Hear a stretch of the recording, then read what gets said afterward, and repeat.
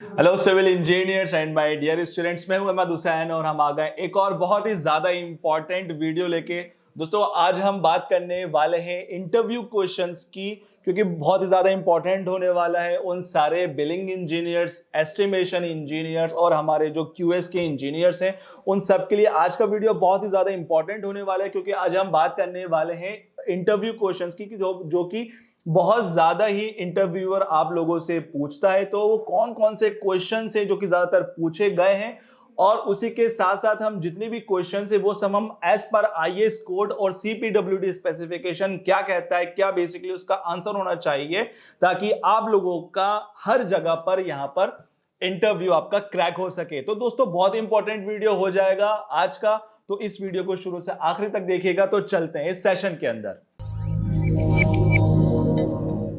तो दोस्तों जो भी हम आज क्वेश्चन करने देखने वाले हैं वो सब हम एज पर आईएएस कोड के हिसाब से देखेंगे, ठीक है, और उनका क्या आंसर्स होगा। और आप ये जरूर बताइएगा कि इसके अंदर आपको कितने क्वेश्चंस के आंसर्स पता थे, ताकि हम आगे जाके आप लोगों का लेवल के हिसाब से ही यहाँ पर आगे के जो क्वेश्चन है वो थोड़ा सा हम अपग्रेडेशन आपके लिए लेकर आए। तो प्लीज कमेंट में जरूर बताइएगा कि आपको इस क्वेश्चंस में से कितने आंसर्स आते थे। तो चलते हैं इस वीडियो के अंदर। दोस्तों सबसे पहले हमारा क्वेश्चन आता है, ये क्वेश्चन आता है कि देखोगे आप, जैसे कि question number 1, what is the mode of measurement of reinforcement bars according to IAS code and which IAS code is using for reinforcement steel. दोस्तों इसका मतलब होगा कि हमारा जो मोड ऑफ मेजरमेंट होता है रेनफोर्समेंट बार का, वो हमारा क्या मेजरमेंट होता है जब हम कैलकुलेशन करते हैं रेनफोर्समेंट बार की, और उसी के साथ साथ उसके अंदर जो मेरा आईएएस कोड है, हमें कौन सा आईएएस कोड उसके अंदर रेफर करना है, और उसी के साथ साथ which IAS code is using for steel reinforcement, और जब हम बार बेंडिंग शेड्यूल करते हैं उसके लिए हमें कौन से आईएएस कोड की जरूरत है। तो बहुत ही ज्यादा इंपॉर्टेंट क्वेश्चंस हो जाता है ये हर बिलिंग इंजीनियर के लिए, आप और फ्रेशर इंजीनियर्स के लिए भी। दोस्तों इसके आंसर की हम बात करें तो दोस्तों इसका आंसर है, reinforcement bars are measured in running metres as per IS 1200 1993। दोस्तों साफ साफ लिखा है, क्यों लिखा हुआ है, क्योंकि रेनफोर्समेंट बार जो कि हम मेजर करते हैं रनिंग मीटर के अंदर, वो जब हम बिलिंग करते हैं तो उसको हमें एज अ रनिंग मीटर के अंदर लेना होता है, लेकिन जब हम इसकी कैलकुलेशन करते हैं तो हम यहाँ पर केजी में तेल लेते हैं। तो बहुत से बिलिंग इंजीनियर्स हो या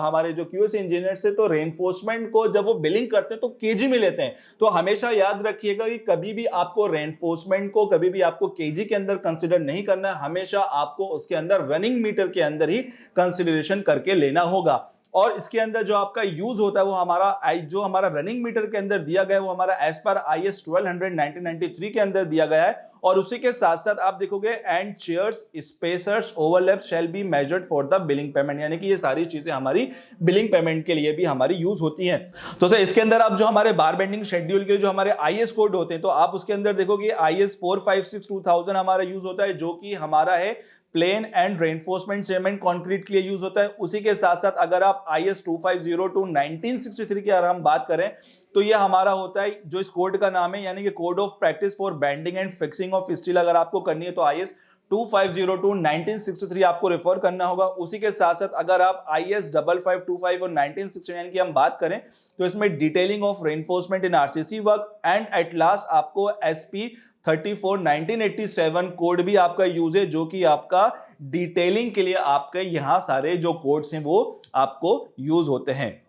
दोस्तों ये आपका क्वेश्चन नंबर 1 था। आई होप आपको काफी कुछ इंजीनियर्स को ये नहीं पता होगा, तो ये आई होप चीजें पता हो गई होंगी। दोस्तों सेकंड नंबर क्वेश्चन की तरफ चलते हैं। तो सेकंड नंबर हमारा जो क्वेश्चन है वो यहां पर बोल रहा है कि how much binding wire are required और consumed for reinforcement to bind the steel, यानी कि जब हम रेनफोर्समेंट जब हम बार बेंडिंग शेड्यूल करते हैं तो उसके अंदर हमें कितना जो हमारा बाइंडिंग वायर होता है वो हमारा कितना लगता है, क्योंकि बहुत सारे इंजीनियर्स को ये चीज पता नहीं होती और काफी इंजीनियर्स हमसे ये पूछते हैं कि सर जब भी हम बाइंडिंग वायर करते हैं तो हमारी जो बाइंडिंग वायर होता है उसकी कैलकुलेशन हमने किस तरह से करनी है। और उसी के साथ साथ दोस्तों एक और क्वेश्चन है कि what is the technical name of binding wire की, क्योंकि दोस्तों यहां पर जो उसका टेक्निकल नेम है वो नहीं पता होता है। मोस्टली ये फ्रेशर्स इंजीनियर्स के लिए काफी अच्छा क्वेश्चन है, क्योंकि बहुत ज्यादा टाइम ये फ्रेशर्स इंजीनियर से पूछा भी गया है कि जो बाइंडिंग वायर होता है उसका टेक्निकल नाम क्या होता है और आप उसको किस तरह से कैलकुलेट कर सकते हो। तो दोस्तों इसके आंसर की तरफ अगर हम चले तो यहां पर आप देखोगे कि in an average 1% of binding wire is use for the total quantity of steel reinforcement, यानी कि जितना भी आपका स्टील रेनफोर्समेंट आपका कैलकुलेट होगा उसका 1% यहां पर आपका बाइंडिंग वायर लगने वाला है। अब आप देखोगे नीचे आपको एग्जांपल भी दिया गया, फॉर एग्जांपल के तौर पे इन 1000 kg of steel required 1% that is 10 kg, यानी कि अगर आपका यहां पर एक एग्जांपल के तौर पे हमने लिया, अगर यहां पर आपका 1000 किलो आपका स्टील लग रहा है तो उसका 1% यहां पर आपका बाइंडिंग वायर लगेगा, यानी कि वो हमारा 10 kg यहां पर हमारा बाइंडिंग वायर लग जाएगा। अब दोस्तों इसके आगे आप और भी हम पढ़ते हैं कि it should B annealed wire. दोस्तों इसका टेक्निकल नाम हमारा एनील्ड वायर हो जाता है, जिसका साइज हमारा 16 गेज हो जाता है। और अगर हम इसमें mm की बात करें, यानी कि 1.6 mm का डाया का जो हमारा एनील्ड वायर है या बाइंडिंग वायर हो जाता है, और ये it should not be less then 0.9 mm, यानी कि 0.9 mm के डाया से छोटा हमारा बाइंडिंग वायर या एनील्ड वायर नहीं होना चाहिए। ऐसा हमारा लिखा है IS 280 2006 के अंदर, जो कि हमारा IS कोड रेफर होता है। अब इसके अंदर कौन सा हमारा IS कोड रेफर होता है, जैसे कि आप साफ साफ देखोगे कि IS 280 2006 जो कि हमारा यूज होता है mild steel wire for general and engineering purposes के लिए। तो ये सारी चीजें हमारी यूज होती हैं दोस्तों। उसी के साथ साथ एक बहुत ही ज्यादा इंपॉर्टेंट चीज आप देखोगे कि यहाँ पर साइड में आप देखोगे कि यहाँ पर हमारे अलग अलग डाया के लिए किस तरह से हमें यहाँ पर बाइंडिंग वायर को बंधवाना है स्टील बाइंडर से। तो यहाँ पर साफ साफ हमारा IS कोड इसके अंदर बताता है कि अगर आपका 16 से 25 mm तक का डाया है तो आपको कुछ इस तरीके से आपको बंधवाना है स्टील। अगर आपका 8 mm से लेकर 12 mm तक कोई सा आ रहा है तो आपको कुछ इस तरीके से आपको स्टील बार आपको बंधवाना है। और अगर आपका अबव 25 mm है तो आपको कुछ इस तरीके से आपको यहाँ पर जो आपका बाइंडिंग वायर है या स्टील को आपको इस तरह से आपको बंधवाना होता है। तो दोस्तों आई होप ये चीज भी आपको अच्छी तरीके से समझ में आ गई होगी और एक और क्वेश्चन का आंसर आपको यहां पर मिल गया होगा। दोस्तों तीसरे क्वेश्चन की तरफ चलते हैं।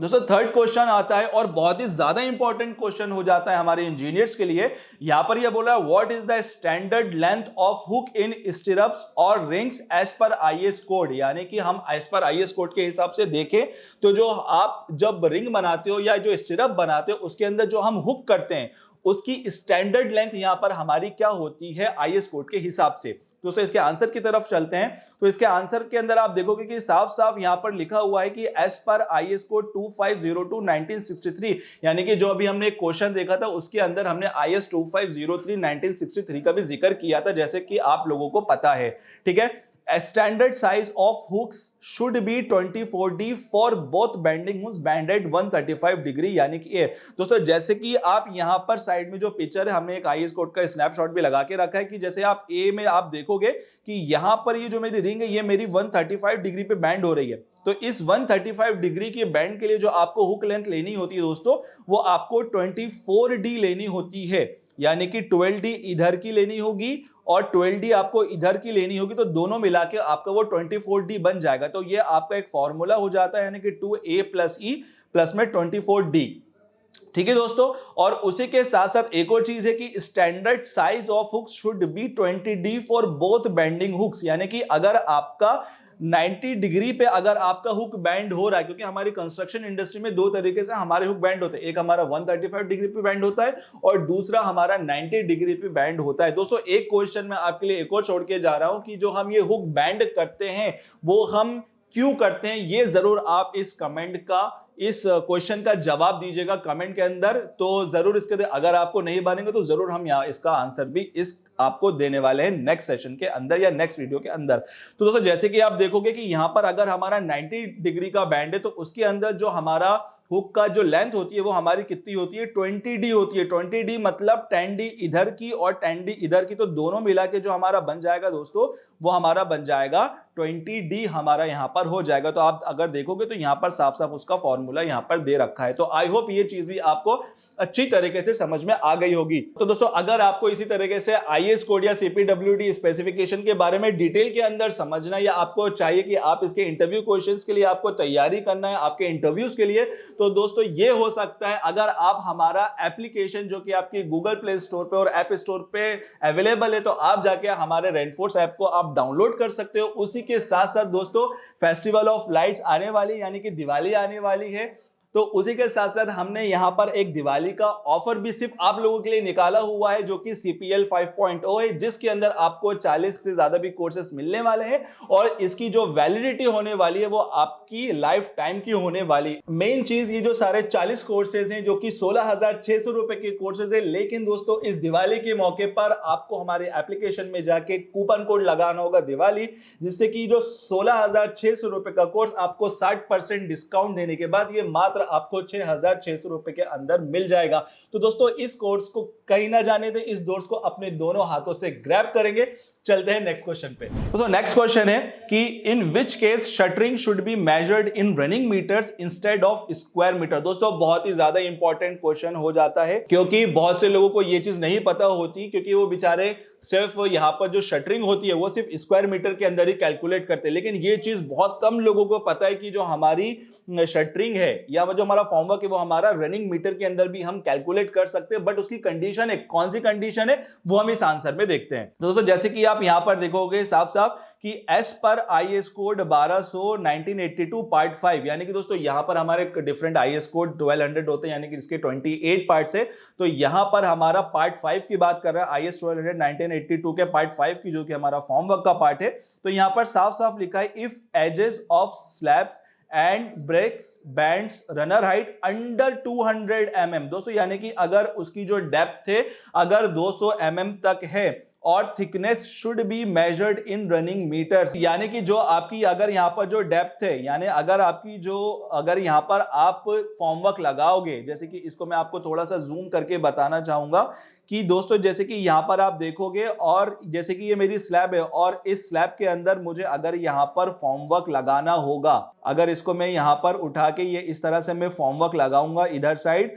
तो यानी कि अगर ये मेरी 200 mm तक है, यानी कि 200 mm या उससे कम है, तो मैं इसको यहां पर कैलकुलेट करूंगा रनिंग मीटर के अंदर, यानी कि ये हमारी RMT के अंदर मेजर होगी। अगर ये 200 mm से ऊपर जाती है तो फिर हम इसको स्क्वायर मीटर के अंदर कैलकुलेट करेंगे। ये हमारा IS कोड कहता है IS 1200 पार्ट 5 या 1982 की अगर हम बात करते हैं। दोस्तों ये बहुत ज्यादा इंपॉर्टेंट हो जाता है। अगर आपको इसी तरीके के इंटरव्यू क्वेश्चंस और भी चाहिए तो हमें कमेंट्स में जरूर बताइएगा। और उसी के साथ साथ अगर आपको इसी तरह की तैयारी करनी तो आप हमारे एप्लीकेशन पे जा सकते हैं, हमारे एप्लीकेशन को आप डाउनलोड कर सकते हैं, वहां पर आपको ये सारे क्वेश्चन आपको वहां पर मिल जाएंगे। दोस्तों नेक्स्ट क्वेश्चन में चलते हैं। नेक्स्ट क्वेश्चन में कि इन विच केस एडिशनल और extra claim can be made for heights as per CPWD specification, यानी कि यहां पर हम कब एक एक्स्ट्रा हाइट ले सकते हैं, कब क्लेम कर सकते हैं as per CPWD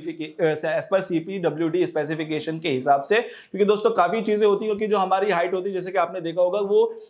4 metre 5 metre 6 metre भी जाती है, तो उसी कंडीशन के लिए हमें कब हम हाइट कंडीशन कब क्लेम कर सकते हैं। तो दोस्तों इसके आंसर पे चलते हैं कि as per CPWD specification if the height is more than 3.5 metre और 3500 mm देन एक्स्ट्रा आइटम और additional item can be claimed by the contractor, यानी कि अगर आपकी जो हाइट है कॉलम की या किसी भी चीज की अगर 3.5 मीटर है या 3500 mm है तो आप उसके बाद एक्स्ट्रा क्लेम कर सकते हो। ठीक है, if there is height criteria is not mentioned in the BOQ item. दोस्तों बहुत ही इंपॉर्टेंट है, क्योंकि जब भी अगर यहां पर आपके BOQ के अंदर आपको देखना पड़ेगा कि उसके अंदर in any thickness of the height ना लिखा हो। अगर उसमें एनी थिकनेस हाइट लिखा है तो आप यहां पर एक्स्ट्रा क्लेम नहीं कर सकते। अगर आपके BOQ के अंदर एनी थिकनेस नहीं लिखा है तो आप यहां पर हाइट को क्लेम आप कर सकते हैं। कौन सी, यानी कि 3500 यानी कि 3500 mm के बाद अगर आपकी हाइट आ रही है तो आप यहां पर एक्स्ट्रा क्लेम कर सकते हैं। दोस्तों नेक्स्ट क्वेश्चन पे चलते हैं। नेक्स्ट क्वेश्चन है हमारा what is the criteria of deduction in measurement of form work shuttering work as per IS code. बहुत ही इंपॉर्टेंट दोस्तों ये क्वेश्चन आ जाता है कि हमारा अगर हम यहाँ पर फॉर्म वर्क कर रहे हैं या हम शटरिंग लगा रहे हैं स्लैब में या किसी भी चीज में, तो वहां पर हमारा डिडक्शन क्राइटेरिया क्या हो जाता है हमारा IS कोड के हिसाब से। दोस्तों इसके आंसर पे चलेंगे तो इसमें साफ साफ आप देखोगे कि as per IS code 1200 1982 part 5 में, जो कि हमारा फॉर्म वर्क का पार्ट है, एंड CPWD स्पेसिफिकेशन के अंदर भी यही सेम चीज आप देखोगे कि no deduction from the shuttering due to the opening obstruction shall be made if the area of each opening obstruction does not exceed 0.4 metre square, nothing extra shall be paid for such opening. दोस्तों बहुत ही important part है, यानी कि अगर आपका यहां पर जैसे आप देखो कि यहां पर अगर आपका यहां पर स्लैब के अंदर एक ओपनिंग आ रही है तो यहां पर अगर ये जो ओपनिंग है आपकी 0.4 मीटर स्क्वायर से अगर कम है तो आप इसको डिडक्ट नहीं करोगे, ठीक है। और उसी के साथ साथ दोस्तों ये कह रहा है कि nothing extra shall be paid for forming such opening, यानी कि जब आप इसको करोगे तो जब आप इसके अंदर शटरिंग लगाओगे या आप फॉर्मवर्क इसके अंदर फॉर्मवर्क लगाओगे तो यहां पर आपको साइड में भी लगानी पड़ेगी, है ना, इधर साइड में भी आपको फॉर्मवर्क लगाना होगा, शटरिंग आपको लगानी होगी। तो जब ये आप यहाँ साइड में शटरिंग लगाओगे तो इसके अंदर भी आपको एक्स्ट्रा नहीं मिलेगा, आपको उसी के अंदर लगानी ही होगी उसी रेट के अंदर, ठीक है। तो आपको इसके अंदर एक्स्ट्रा क्लेम आप नहीं कर सकते इसके लिए, ठीक है। तो बहुत ही इंपॉर्टेंट हो जाता है, यानी कि अगर आपका किसी भी तरीके का 0.4 मीटर स्क्वायर से कम ओपनिंग आ रही है तो वहां पर आप किसी भी तरीके का डिडक्शन नहीं कर सकते, ठीक है। आगे चल दोस्तों, नेक्स्ट क्वेश्चन है कि what is rolling margin of reinforcement steel and what is the purpose of that, यानी कि रोलिंग मार्जिन हमारा क्या होता है रेनफोर्समेंट स्टील के अंदर और उसका हम यहां पर पर्पस क्या होगा। दोस्तों इसका आंसर है कि tolerance in nominal mass of reinforcement steel called rolling margin और difference in nominal weight and actual weight of steel as called as rolling margin. दोस्तों बहुत ही ज्यादा इंपॉर्टेंट हो जाता है कि बहुत से इंजीनियर्स ने तो इसका नाम भी नहीं सुना होता कि हमारा रोलिंग मार्जिन होता क्या है। दोस्तों रोलिंग मार्जिन का मतलब होता है कि जैसे कि फॉर एन एग्जांपल के तौर पर अगर हम बात करें, एक हमारा 8 mm का बार है, उस 8 mm का जो मेरा यूनिट वेट होता है यानी कि पर मीटर उसका जो वेट होता है वो मेरा 0.395 kg पर मीटर होता है, ठीक है। तो लेकिन जब भी हम यानी कि अगर हम जाते हैं बाहर और अगर हम उसका वेट करवाते हैं तो उसका वेट अगर हमारा डिफरेंट आता है, फॉर एग्जांपल 0.395 की जगह वहां पर 0.398 आ गया या 0.399 आ गया, तो वो वेट हमारा जो डिफरेंस होता है वेट में, उस वेट को हम रोलिंग मार्जिन कहते हैं, यानी कि difference in the weight of the actual weight and the nominal weight, that is our rolling margin. दोस्तों नीचे ये कह रहा है कि rolling margin needs to ensure that the delivered reinforcement steel are within the tolerance limit of unit weight of bars as per IS 1786, यानी कि rolling margin हमें इंश्योर करता है कि जो हमारा साइड पे स्टील रेनफोर्समेंट जो हमारे डिलीवर हो रहा है वो हमारी टॉलरेंस लिमिट के अंदर हो, हमारी जो यूनिट वेट से जो टॉलरेंस जो हमारे IS code as per IS 1786 ने दी है वो हमारा एज अ टॉलरेंस लिमिट के अंदर हो। अगर उसका वेट ज्यादा होगा तो यहाँ पर हमारा काफी ज्यादा हमारे जो बजट है उस पर इंपैक्ट पड़ जाएगा, तो इसलिए काफी ज्यादा इंपॉर्टेंट क्वेश्चन हो जाता है आप लोगों के लिए एज अ इंटरव्यू क्वेश्चन। दोस्तों नेक्स्ट बात करते हैं नेक्स्ट क्वेश्चन की कि what is the mode of measurement of floor skirting and after which height it should be measured in dead और क्लैडिंग आइटम्स, यानी कि दोस्तों हमारा जो फ्लोर स्कर्टिंग जब हम लगाते हैं तो उसका मोड ऑफ मेजरमेंट हम क्या लेंगे और उसके बाद किस हाइट तक हम उसको डैडो या क्लेडिंग आइटम के अंदर कंसिडर लेंगे। दोस्तों इसका आंसर आता है कि एज पर IS कोड 1200 1977 यानी कि पार्ट 2 यानी कि IS कोड का जो पार्ट हमारा 11 उसके अंदर साफ साफ लिखा है that skirting always measured in running metre, यानी कि दोस्तों ये जो आप ब्राउन कलर की देख रहे हो इसको हम स्कर्टिंग बोलते हैं। तो ये हमारी हमेशा क्या होती है, हमारी रनिंग मीटर के अंदर हमारी कंसिडर होती है unless specified in the BOQ items, ठीक है। लेकिन if skirting height is beyond 300 mm then it should be measured in square metre in cladding और डैडो आइटम। दोस्तों बहुत ही ज्यादा इंपॉर्टेंट है कि अगर ये जो मेरी स्कर्टिंग है अगर इसकी हाइट 300 mm या 300 mm से ज्यादा होती है तो हम इसको स्कर्टिंग में नहीं लेंगे, हम इसे डैडो के अंदर लेंगे, यानी कि डैडो आइटम्स, यानी कि डैडो और क्लैडिंग किसे कहते हैं ये मैं आपके लिए एक क्वेश्चन छोड़ के जा रहा हूं, ये प्लीज इसका आंसर दीजिएगा, ठीक है। तो ये हमारा डैडो क्लैडिंग आइटम के अंदर कंसीडर होगा, यानी कि वॉल टाइल्स जब हम लगाते हैं उसके अंदर कंसीडर होगा और उसी के साथ साथ ये हमारा स्क्वायर मीटर के अंदर कंसीडर होगा, ठीक है। तो ये चीज आई होप आपको अच्छी तरीके से समझ में आ गई होगी। दोस्तों नेक्स्ट क्वेश्चन लेते हैं। नेक्स्ट क्वेश्चन हमारा that is what is the mode of measurement of plaster work of which dimensions are book taken for the billing plaster works, ठीक है। यानी कि यहां पर जब हम प्लास्टर करते हैं तो हमारा जो मोड ऑफ मेजरमेंट होता है वो क्या होता है और उसी के साथ साथ जब हम बिलिंग करते हैं तो बिलिंग करने के टाइम भी हमें किस तरह से उसको कैलकुलेट करना होगा। तो दोस्तों जैसे कि आप देखोगे यहां पर as per IS code 1200 1976 part 12 के अंदर दे रखा है, यानी कि IS कोड का 1200 का पार्ट जो 12 है वो कह रहा है कि all plaster work dimension always taken before plaster. दोस्तों बहुत ही ज्यादा इंपॉर्टेंट हो जाता है कि जब भी आपको यहां पर प्लास्टर वर्क करना है तो यानी कि यहां पर जब भी आप डायमेंशन लोगे तो आपको हमेशा प्लास्टर वर्क करने से पहले ही आपको यहां पर कैलकुलेशन करनी होगी, यानी कि डायमेंशन आपको लेनी होगी। साफ साफ लिखा है all plaster work dimension always taken before plaster work. जैसे कि आप यहां पर इमेज के अंदर भी देखोगे कि यहां पर आप देखोगे कि यहां से लेकर जो यहां तक की जो आप हाइट देख रहे हो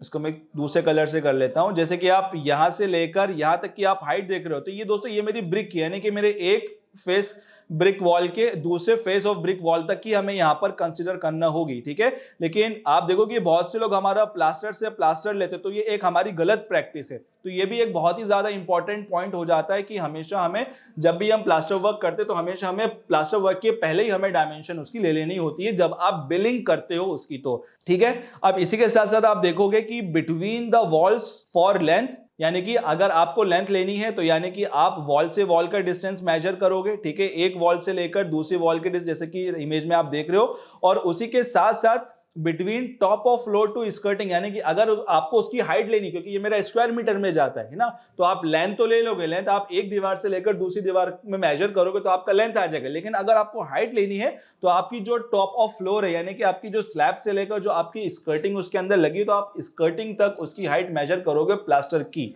ठीक है। तो ये चीज बहुत इंपॉर्टेंट हो जाती है हमारे प्लास्टर वर्क की जब हम बिलिंग करते हैं। दोस्तों नेक्स्ट क्वेश्चन आता है कि what is the standard of chair BBS and spaces for measurement. दोस्तों बहुत ही ज्यादा इंपॉर्टेंट है कि हमें क्या करना होता है कि हमें रेनफोर्समेंट को अलग अलग, यानी कि अगर हमारे यहाँ पर डबल मैश डाली जाती है रेनफोर्समेंट, चाहे हम स्लैब की बात करें चाहे फुटिंग की बात करें, तो वहां पर हमें एक चेयर बार देनी होती है। वो क्यों होती है? क्योंकि हमारा ऊपर का रेनफोर्समेंट और नीचे का रेनफोर्समेंट आपस में मिले नहीं, मर्ज नहीं हो, इस वजह से हमें बीच में सेपरेट करने के लिए चेयर बार देनी होती है। तो उसका हमारा क्या कहता है मेजरमेंट, और उसी के साथ साथ यहाँ पर हमारे स्पेसर्स भी के लिए क्या मेजरमेंट होता है वो देखते हैं कि all chairs and spacer shall be paid on actual consumption basis as record in JMR, यानी कि अगर हमारा जो अलग से हमें एक जॉइंट मेजरमेंट रिकॉर्ड या रिपोर्ट बनानी होती है, उसके अंदर हमें देना होता है कि हमारी जो चेयर्स हैं या हमने स्पेसेस कितने लगाए हैं, और उसी के साथ साथ कि dia of chair should not be less than 12 mm और 1 chair dia of top bar, यानी कि जो मेरा चेयर बार का जो डाया होना चाहिए वो मेरा 12 mm से कम की हम चेयर बार नहीं देंगे, ठीक है। और उसी के साथ साथ फॉर स्लैब रेनफोर्समेंट स्टील, तो आप देखो कि 1 chair is considered for 1 square metre, यानी कि अगर हम एक चेयर बार लगा रहे हैं तो यानी कि वो कंसिडर हो जाएगा, अगर आपका 1 स्क्वायर मीटर का एरिया तो उसके अंदर आप एक चेयर बार लगा सकते हो। Covering 2 horizontal spacing of bars for top and 1 leg bars, यानी कि अगर आप यहां पर लगा रहे हो, जैसे कि आपका ये टॉप रेनफोर्समेंट है, तो यानी कि यहां पर आपका हॉरिजॉन्टल स्पेसिंग बार्स 2 हॉरिजॉन्टल बार को स्पेसिंग, यानी कि एक बार आपका ये है ऊपर से और एक बार आपका है, तो ये आपका जब आप चेयर लगाओगे इस तरीके से, अगर आप चेयर लगाओगे तो ये आपको 2 बार को ये आराम से कवर कर लेगा, ठीक है, for top and the leg bar. And in the similar way जब आपका यहां आएगा तो आपका जो चेयर बार है तो आपको यहां पर इसको भी यहां से कवर कर लेगा, ठीक है। तो ये हमारा चेयर बार बोलता है। एंड फॉर स्पेसर बार की अगर हम बात करें, it should not be less then 25 mm, यानी कि दोस्तों जो हमारा स्पेसर बार होता है, ठीक है, उसकी जो हमारा डाया होना चाहिए वो 25 mm से कम नहीं होना चाहिए, और equivalent to the maximum size of aggregates, ठीक है, यानी कि जो हमारा आपकी जो साइड पे जो मैक्सिमम एग्रीगेट है उसके बराबर होना चाहिए, यानी कि 25 mm हो या आपकी साइड पे जो मैक्सिमम एग्रीगेट आ रहा है उसके बराबर हो, ठीक है। And having a spacing at 1 running metre for each spacer, यानी कि आपको जो आपका स्पेसर है वो आपको हर 1 मीटर पर आपको यहां पर लगाना होगा। तो दोस्तों आई होप आपको यहां पर काफी चीजें यहां पर समझ में आ गई होंगी, काफी आपको क्वेश्चनों के यहां पर आंसर्स मिले होंगे। दोस्तों कमेंट में जरूर बताइए कि जो हमने क्वेश्चंस आपको दिए थे, जो इंटरव्यू क्वेश्चंस लेकर आए हैं, वो आपको उसमें से कितने आंसर्स आपको पता थे। तो आगे जाके आपका हमें लेवल पता हो जाएगा, तो इससे ज्यादा ही अच्छे हम थोड़ा सा लेवल हम अपना अपडेट करेंगे और आप लोगों के लिए इससे भी ज्यादा अच्छे क्वेश्चन हम लेकर आएंगे। तो अगर आपको दोस्तों ये वीडियो अच्छा लगा तो प्लीज हमारे इस वीडियो को लाइक करिए, हमारे चैनल को सब्सक्राइब करिए और इस वीडियो को ज्यादा से ज्यादा शेयर करिए। बहुत बहुत शुक्रिया।